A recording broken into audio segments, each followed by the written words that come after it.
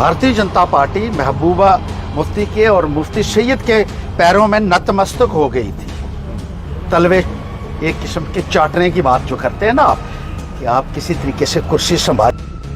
देखिए, पार्लियामेंट अगर बिल्कुल ख़त्म कर सकती है तो अमेंडमेंट भी कर सकती है।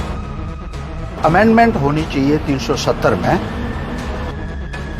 कोई ऐसा प्रोविज़न था इसको अमेंडमेंट करने का? क्योंकि कश्मीरी नेता तो कहते हैं इसको तो छेड़ा भी नहीं जा सकता सर। देखिए, हमें तो फ़ायदा तो कोई दिख नहीं रहा है अभी तक, कोई फ़ायदा तो दिख नहीं रहा है। 370 टूटने का समर्थन भी जम्मू ने किया था। अगर आज ये कानून इम्प्लीमेंट हो रहे हैं तो ये 370 टूटने के बाद तो होने थे, लाजमी था। तो आज फिर रोना पिटना क्यों डाला हुआ?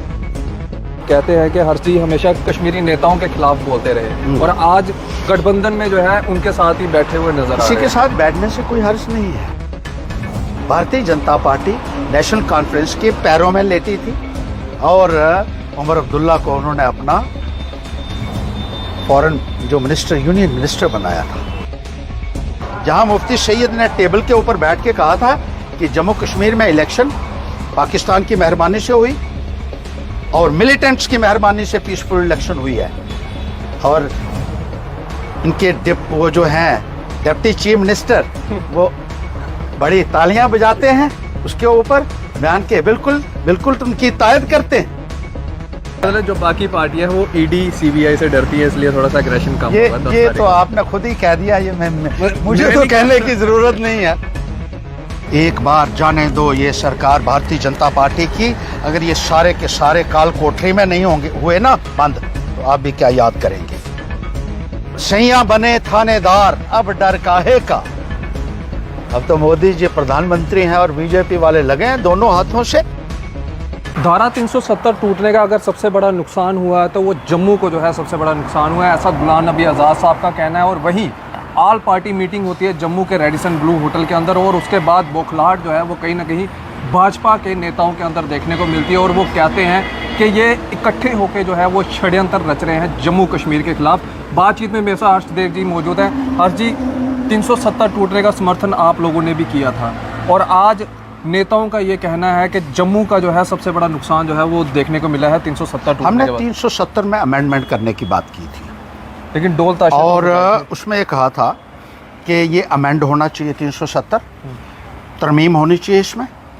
और जो सब्जेक्ट्स महाराजा हरि सिंह जी ने सेंटर को कंसीड किए थे वो सेंटर के पास रहें, बाकी के अधिकार यहाँ रहें। जैसे महाराजा हरि सिंह जी ने इंस्ट्रूमेंट ऑफ एक्सेशन में कहा था, ये हम हमेशा से एक लाइन लेते रहे हैं। अब आज़ाद साहब क्या कह रहे हैं या दूसरे साहब क्या कह रहे हैं, इसके बारे में मुझे जानकारी नहीं है। लेकिन उन्होंने हम कहा तो सिर्फ अपनी बात कर सकते हैं कि हमारा हमेशा से नज़रिया ये रहा है और हर मैनिफेस्टो में हमने यही कहा था कि अमेंडमेंट होनी चाहिए 370 में। और जो महाराजा हरि सिंह जी की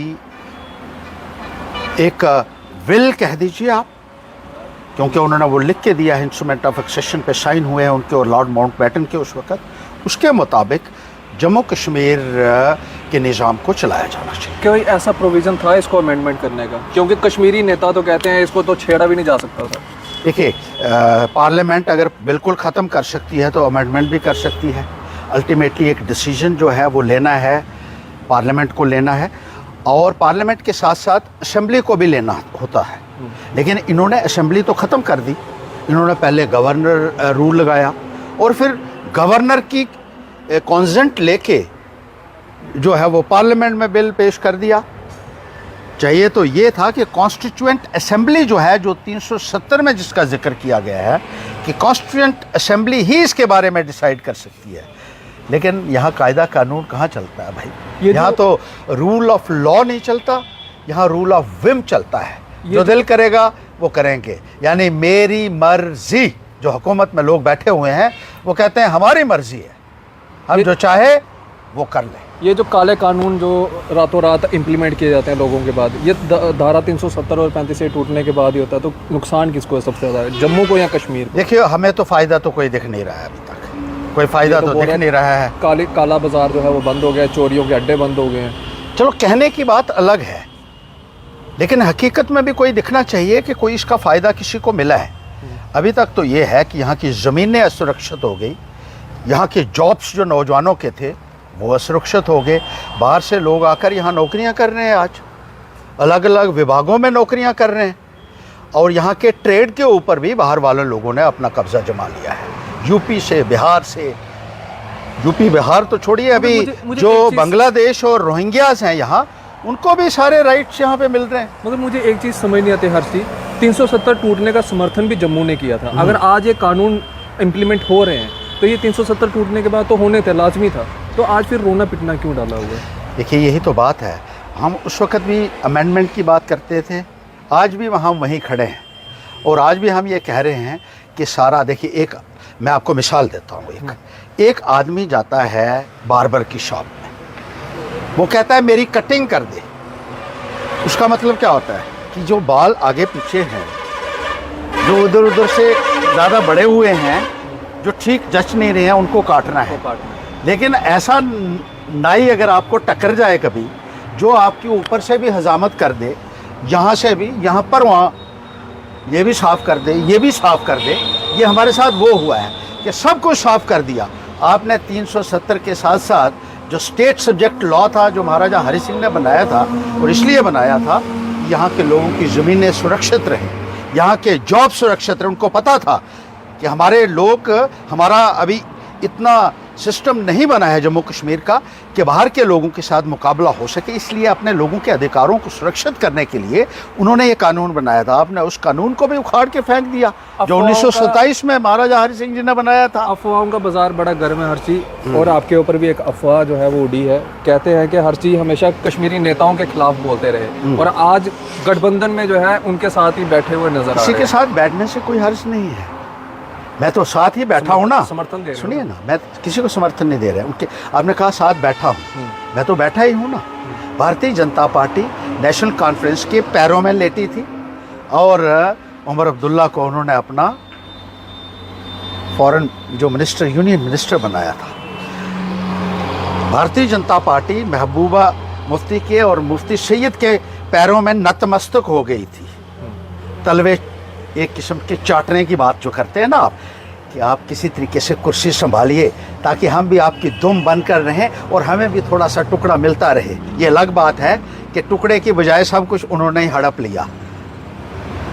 आप लोग भारतीय जनता पार्टी को के साथ उस दौर में अलायंस जो पीडीपी के साथ अलायंस करते हैं, जहां मुफ्ती सैयद ने टेबल के ऊपर बैठ के कहा था कि जम्मू कश्मीर में इलेक्शन पाकिस्तान की मेहरबानी से हुई और मिलिटेंट्स की मेहरबानी से पीसफुल इलेक्शन हुई है, और इनके वो जो हैं डिप्टी चीफ मिनिस्टर, वो बड़ी तालियां बजाते हैं उसके ऊपर बयान के, बिल्कुल उनकी तायद करते हैं, और हम किसी के साथ बैठ जाएं तो इनकी हवा निकल जाती है। अब बख्शेंगे नहीं, अब भारतीय जनता पार्टी का सूपड़ा साफ होगा जम्मू कश्मीर से, आप देखेंगे। 10 तारीख की आवाज़ निकाली गई है, क्या होगा 10 तारीख? 10 तारीख को तो एक धरना है, अपने रोष का इजहार है, पीसफुल प्रोटेस्ट होगा। लोगों का जो जज्बात है आपको लगता उसकी है तर्जुमानी करेंगे कि लोगों के साथ कितना जुल्म हो रहा है। आपको लगता है पीसफुल प्रोटेस्ट करने की ज़रूरत है? अग्रेसिव प्रोटेस्ट कब होगा? 5 साल हो चुके हैं, इलेक्शन नहीं हुई है। अग्रेसिव हम करेंगे ना, वो पैंथर्स पार्टी ही कर सकती है। सब पार्टियां जब मिल जाती हैं तो अग्रेशन वो उनका काम हो जाता है।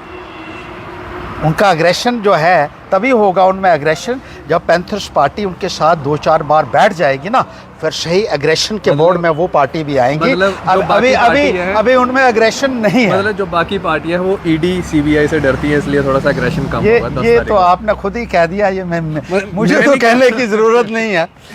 ये मुझे कहने की महबूबा मुफ्ती जी लगातार कहती है ना कि ईडी इनके पास है, सीबीआई इनके पास है। हाँ बिल्कुल है, बिल्कुल उसका तो इस्तेमाल वो डट कर करने हैं, आप देख रहे हैं। जो चोर हैं वो इनको नज़र आते हैं अपोजिशन में ही, ये खुद दूध के धुले हैं, और चोरी करने वाले लोगों को भारतीय जनता पार्टी में शामिल करवाया जाता है, और उसके बाद वो दूध के धुले हो जाते हैं, गंगा स्नान हो जाता है उनका। एक बार जाने दो ये सरकार भारतीय जनता पार्टी की, अगर ये सारे के सारे काल कोठरी में नहीं होंगे हुए ना बंद, तो आप भी क्या याद करेंगे? मैं पक्का बंद होंगे। देखिएगा आप आने वाले वक्त में जो चोरी चकारी डकैती करने वाले हैं, जो लोग they are calling the shots. जो चोरी करने वाले हैं, जिन्होंने भ्रष्टाचार को आसमान तक पहुंचा दिया है। आज कोई चीज़ बगैर पैसे के नहीं हो रही है। हर जगह जो सुप्रीम इतना कोर्ट को भ्रष्टाचार हो गया, वो खुलेआम घूम रहे हैं। जो सुप्रीम कोर्ट को नहीं मानते, आपको लगता है कि उनको किसी का डर खौफ रह चुका है? किसी का डर खौफ नहीं है उनको। वो तो धड़ल्ले से चोरी भी करते हैं। फिर कैसे वो जेलों में कहते हैं डालें? ना कि वो सैया बने थानेदार, अब डर काहे का। अब तो मोदी जी प्रधानमंत्री हैं और बीजेपी वाले लगे हैं दोनों हाथों से।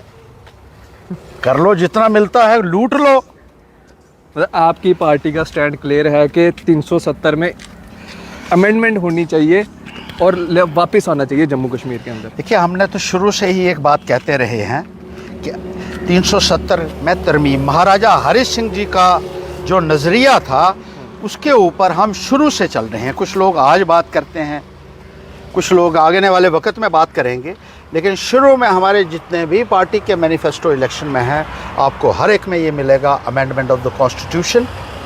और महाराजा हरि सिंह जी का जो एक नज़रिया था उसी को लेकर हम हमेशा चलते रहे हैं। चलिए, बहुत बहुत शुक्रिया हर जी। ये हमारे साथ हरदेव सिंह जी थे जिनसे मज़ीद बातचीत कर रहे हैं। 370 के ऊपर इनसे बातचीत की है हमने और इलेक्शंस के ऊपर इनसे बातचीत की है। सीधा निशाना इन्होंने भाजपा और सेंटर के ऊपर साधा है और कहीं ना कहीं कटघरे में ला के खड़ा किया है यहाँ के एडमिनिस्ट्रेशन को भी। अपनी राय भी कमेंट सेक्शन में ज़रूर रखिएगा।